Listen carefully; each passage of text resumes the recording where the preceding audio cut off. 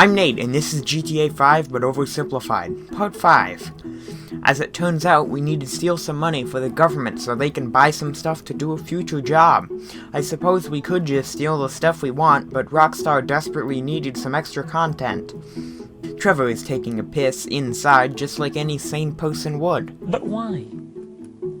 Why would you do that? Why would you do any of that? Oh yeah, well I'm not above ripping open your fucking chest to see what's replaced your heart! Rip it open! See what's there, baby, because I'm ready! I'm sensing a little bit of tension in the room. So we drive to the town where the bank is located to pick up Lesty the Molesty. Trevor does a very fun activity. Then we decide to do some big brain maneuvers. We shoot the alarm in broad daylight to test the response time of the police. What? What the fuck? They then proceed to freak out about the number of cops that showed up, so Trevor takes a bike back to the hideout. Naturally, we win the race because bikes are better than cars. Trevor eats some, questionable food, while Lester sets up the plan. Pit crew, Trevor's food backfires. Mission complete. Conveniently timed phone call means that now we have to track down the hillbillies again that the foreshadowing in the last episode revealed to us. Trevor huffs some gasoline. As we're following the hillbillies, a plot elk pops out of the woods and does some plot things for plot purposes. And then it's revealed that Trevor has a helicopter. He may or may not have stole it from the government, but it's yet to be confirmed. Now that we have the heli, we fly to spot, shoot some dudes, dodge a rocket, and then Franklin has to deal with the last guy on foot because he's hiding behind a plot rock. Steal truck with gear, drive to place, and now it's time for the heist. Drive to place, drop Franklin off, drive to place. To be fair though, this is one of the most badass missions in the game. Unfortunately though, for plot reasons, we cannot use the boat to get out of town, so we walk across town, have a fight with the military and police, and then Franklin finds a bulldozer.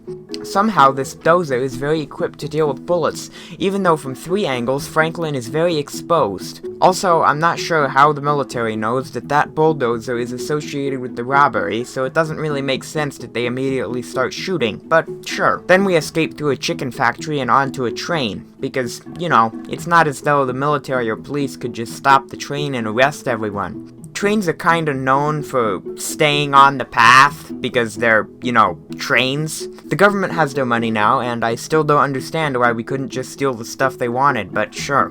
Now it's time for another mission involving a train. Trevor decides that the best way to get on the train is to jump onto it with a dirt bike. I mean, you could wait until it slows on a curve, then jump on, wait for it to stop and then climb on while it's moving because that's a mechanic that's in the game, or do literally anything other than jump a bike onto a moving train, but okay. He then proceeds to ram the train into another train on a bridge, causing everything to dump into the river. Michael then boots through some boxes for a really long time, while Trevor deals with Merryweather, which showed up due to the game needing some tension. What Michael stole from the train was only one thing, because everybody knows that when you're stealing stuff, you don't ever take everything valuable, you only take one item and leave otherwise completely empty-handed. But what he stole will appease the driver's license thief, so he's no longer looking to kill Michael and Trevor. Michael's wife calls Franklin asking if he's okay. Thanks to Dark Viper AU's videos for teaching me that you can use this plane if you push it out of the trigger. Naturally, Rockstar made it so if you do anything out of the ordinary, including parachuting into this mission, or even just driving to it normally on a bike, it gets disrupted and you have to drive away to get the mission to respawn. Incredibly stupid mechanic, but it is Rockstar after all. We told you to bring along 6. This is a 6-man job. No, you didn't. It is revealed that we will be needing 6 people for this job, so Dave and Steve join us. That only makes for 5 people, but I guess that the needed 6 people wasn't actually needed. Once again, we will be stealing some corrupt things from a corrupt place for the corrupt government agency so that they can prevent the other corrupt government agency from doing corrupt things. Makes tons of sense, doesn't it? What? What the fuck? We must cut through a grate with some sort of underwater plasma cutter. I don't know what that thing is, but holy shit, I want one. Now that we've acquired the neurotoxin for GLaDOS, we will be leaving. We get the shipping container with the helicopter we could have easily stolen from the military base, thus not needing to rob that bank. Steve shoots himself in the leg and we leave. The city is saved from terrorists, Trevor gets to play with a helicopter, and GLaDOS has her neurotoxin, so everybody is happy. Now that the driver's license thief is happy with the artifact, Trevor brings back his wife, but doesn't ask for payment. I may not be a genius, but most of the time when you take a hostage you want something in return. But sure, Trevor stops back in Floyd's house to see how things are going, only for it to be revealed that Deborah has shown up. Naturally, she gets upset about the psychopath in her house, so she aims a gun at Trevor. Then off cutscene, Trevor kills Floyd and Deborah. As to not make Wade upset, they decide to go to the strip club, with Wade being none the wiser. Trevor then takes over the strip club for himself, using some, slightly questionable methods. Moving on to surveying the big score, where we survey a big score. Lesty the Molesty and Trevor go to get Trevor's helicopter so we can fly around and check some stuff out. Fly to place, follow thing, hover in a place, fly back to place. Mission complete. You treacherous piece of shit!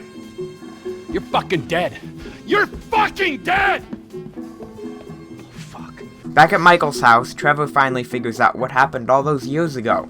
Trevor freaks out and flies to North Yankton to dig up Michael's shallow grave, and it's revealed that Brad is dead, even though we already knew that.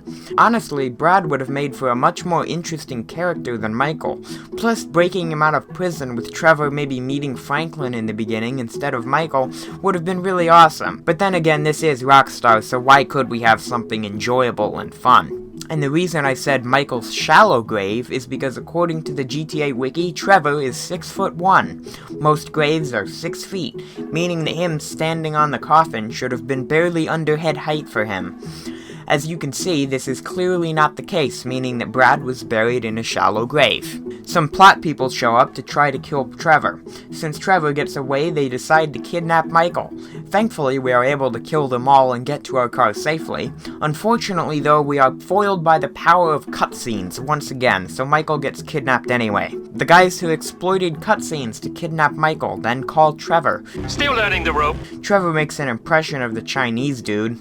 I don't know what you can do about that! Mission complete.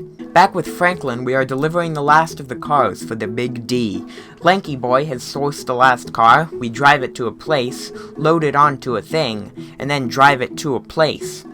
This truck is very slow and we have to drive it literally across the map, but because tension, after we get most of the way the cops show up and we get to deal with them with the car that has caltrops and now new shotguns, so that's pretty cool.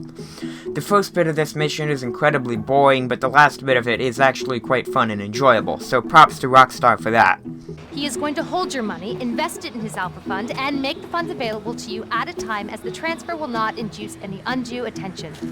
Which is a polite way of saying I'm getting robbed? Are you fucking kidding me?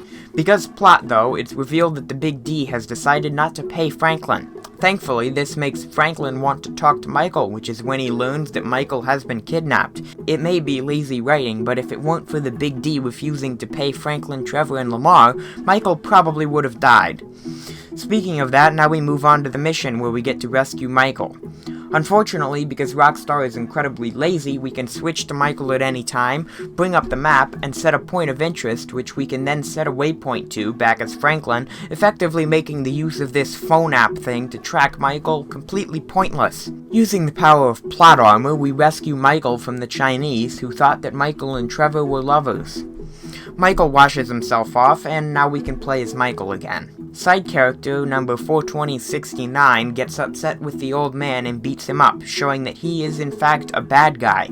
Because of this surprising turn of events, we now must kill Rocco. Michael gets to be an associate producer, setting up a couple of future missions and making him very happy. Mission complete. Now we must rob the corrupt government agency to save the jobs of some corrupt government agents, to prevent future corrupt things from happening. I swear to God, half this game is just doing corrupt things to, quote, stop corrupt things. This mission is far too long for what it is, which is a very small and inconsequential mission. Basically, drive to place, wait for 5 minutes to praying to Orange Jesus, hoping to get the correct car to spawn soon, and not have to wait forever. And then, once it finally does spawn, pray to RNGesus some more for green lights so you don't have to wait at like 5 red lights for 2 minutes each. Once we get through that absolute toxicity, we get treated to a very boring cutscene where Michael politely asks the janitor for his clothes and badge, and he agrees. Fill your pockets with money, and all you gotta do is take a little vacation. Hey, I work 2 jobs, man. Take any break I can get. Hey, you want the beer? Nah, just take the overalls. Oh, and your ID. It's in there. Oh, and Harvey. And then we get to drive back to Lesty the Moleste's warehouse. Bottom line, this mission fucking sucks. Alright, I'm gonna leave this episode off here. Join us next time when we get to rob an architect for some 20-year-old plans that he still carries on him, and we might even get to finish the game. I think that the next episode will be the last one, but I'm not 100% sure yet. Thanks so much for watching. Don't forget to like and subscribe. Nate out.